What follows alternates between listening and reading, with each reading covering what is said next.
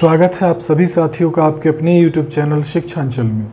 जैसा कि साथियों आप सभी को पता है कि अभी मैं कंटिन्यूअसली टेंस पढ़ा रहा हूँ, तो अभी तक हम लोगों ने प्रेजेंट टेंस को ख़त्म कर लिया। अगर पास्ट टेंस की बात करें तो पास्ट टेंस में हम लोगों ने सिंपल पास्ट को ख़त्म कर लिया है, और आज हम लोग पढ़ेंगे पास्ट कंटिन्यूअस टेंस, जिसे हम पास्ट प्रोग्रेसिव टेंस भी कहते हैं।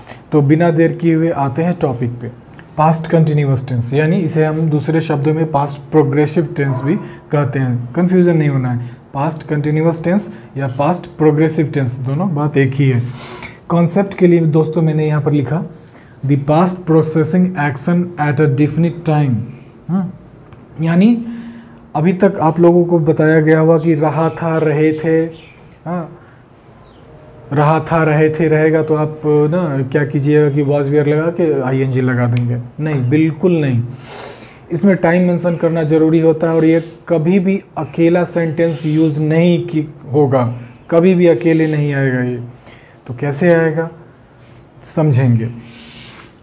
तो मैंने कॉन्सेप्ट के लिए लिखा कि द पास्ट प्रोसेसिंग एक्शन, जो पास्ट प्रोसेसिंग एक्शन जो मतलब बीते हुए समय में प्रोसेस हो रहा था एट अ डेफिनिट टाइम, उसके लिए टाइम भी एक डेफिनिट है, निश्चित टाइम। समझेंगे स्ट्रक्चर से। जैसे सबसे पहले यहाँ है हमारा सब्जेक्ट होगा सबसे पहले, उसके बाद वॉज वर, ये नीचे मैंने लिखा टू बी, यानी बी वर्ब होता है, बी का ये फॉर्म है।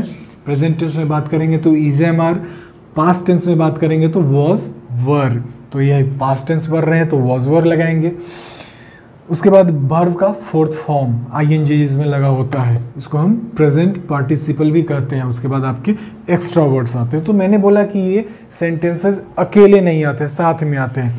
तो साथ में आते हैं तो कोई ना कोई तो जोड़ता होगा उनको। तो ये दोनों जो कंजंक्शन आप देख रहे हैं, व्हेन, व्हाइल, जनरली इसी के साथ आते हैं। यानी आपको समझ में आ गया होगा कि क्लॉज सेंटेंसेस होते हैं। तो आते हैं एग्जांपल्स पे, समझते हैं, ज़्यादा समझ में आएगा।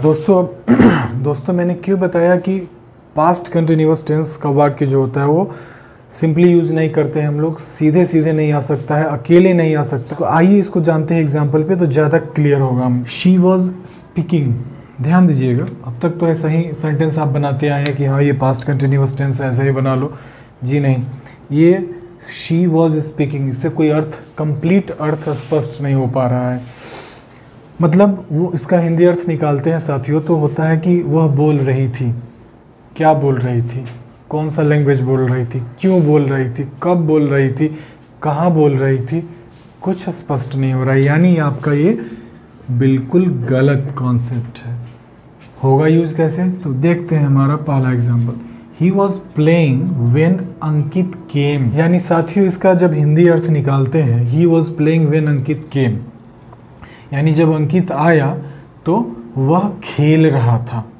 ये एक अर्थपूर्ण वाक्य। उसके बाद दूसरा है while Suresh was playing yesterday night, while Suresh was playing, मैंने अभी थोड़ा देर पहले बताया कि when and while कंजंक्शन से जोड़ करके ये सारे क्लॉज वाले सेंटेंसेस होते हैं पास्ट कंटिन्यूअस के।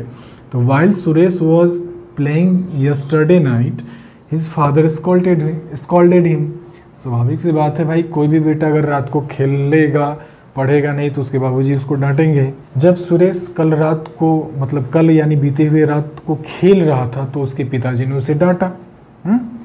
ये भी समझ में आता है, ये अर्थपूर्ण वाक्य है। उसके बाद है it was not raining when I went, यानी जब मैं गया तो वर्षा नहीं हो रही थी, जब मैं गया तब वर्षा नहीं हो रही थी। वेन का यूज मैंने किया, इट वॉज रेनिंग, वर्षा नहीं हो रही थी, कब, जब मैं गया। तो ये बेसिकली निगेटिव के लिए मैंने लिखा था, फ्लो में मैंने इसको बता दिया, समझेंगे। सब्जेक्ट प्लस एक्सुलरीज वॉज वर, तो इट जो है सो सिंगुलर, और हालांकि इंट्रोडक्टरी यहाँ पर ऐसे वाक्यों में इट से ही स्टार्ट करते हैं, तो वॉज लगेगा, और ऑक्सिलरी के जस्ट बाद नॉट का यूज़ करेंगे। तो इट वॉज नॉट और आपका वर्ब का चौथा फॉर्म, और उसके बाद जो आपका सपोर्टिंग अदर वर्ड्स जो होता है व्हेन आई वेंट, जब मैं गया, ये भी आपका सिंपल पास्ट वाला वाक्य है।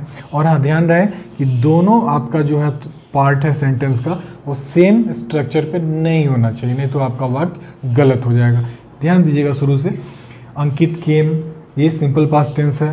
हाँ, हिज फादर स्कॉल्डेड हिम, ये सिंपल पास्ट है, तो ये इसका जो पहला पार्ट है ये पास्ट कंटिन्यूअस टेंस में है। फिर यहाँ पर देखेंगे इसका पहला पार्ट पास्ट कंटिन्यूअस में है, तो दूसरा पार्ट सिंपल पास्ट टेंस में है। इसका भी देखेंगे, ये भी आपका पास्ट कंटिन्यूअस है, तो ये सिंपल पास्ट टेंस में है।